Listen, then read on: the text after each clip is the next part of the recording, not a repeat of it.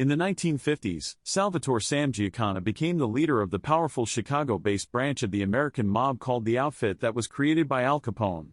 But his enduring notoriety comes from theories that put the mob, and specifically Giancana and associates, at the center of conspiracies to assassinate President John F. Kennedy. Born to a Sicilian immigrant family, Giancana was never afraid to use violence for profit. He was a member of a notoriously violent youth gang, the 42 Gang or the 42s. He served as a getaway driver and muscle. He was first arrested at age 17 for auto theft, and police believe he was responsible for at least 3 murders by the time he was 20, but he was not tried for any of those. In 1926, Giancana was arrested and charged with murder, but inconveniently for the prosecution, a key witness died violently and the charges were dropped. He served jail or prison time for several offenses, including operating an illegal still, car theft and burglary. Several biographies say he was arrested more than 70 times for various offenses. By the end of the 1930s, Giancana graduated out of the 42s into the Outfit. In 1957, the Outfit's top man, Tony Joe Batters Accardo, stepped aside and anointed Giancana, who had successfully consolidated illegal lottery rackets in Chicago through the tactic of murdering reluctant rivals, as his successor, though, in retirement, Accardo maintained considerable influence. Giancana was the Outfit's representative to the National Summit of Mob Bosses held in Appalachian, New York, in that same year. Like Accardo, who had a permanent second residence in Palm Springs, California, Giancana frequently spent time away from Chicago, and invested in Las Vegas as well as offshore casinos in Iran, the Caribbean and Great Britain.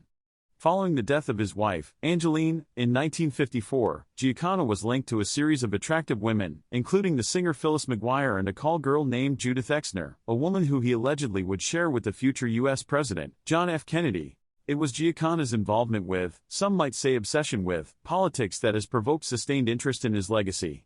Giancana knew Joseph Kennedy, the former ambassador to Great Britain and the father of the political dynasty that included his son, John F. Kennedy, the war hero, senator and finally president. Joseph Kennedy, who was involved with bootlegging operations during Prohibition, asked Giancana for help in rounding up votes for his son's 1960 presidential campaign. Illinois was critically important in the 1960 campaign, and Giancana's ability to deliver votes in Chicago may well have clinched the presidency for John F. Kennedy. But one of President Kennedy's first steps when he took office was to appoint his brother, Robert Kennedy, Attorney General, and one of Robert's priorities was going after the mob. This did not please mob leaders, especially Giancana. About the same time as the Attorney General's campaign to expose the mob, Giancana and another mob boss, Santo Traficante Jr., were contacted by the CIA in a complex plot to assassinate Cuban leader Fidel Castro, who had kicked the mob out of Cuba after his 1959 revolution.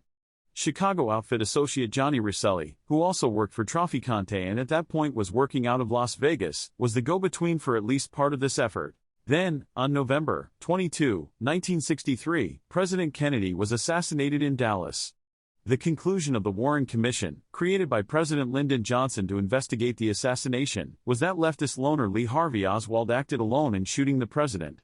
But theories persist that the mob was somehow involved.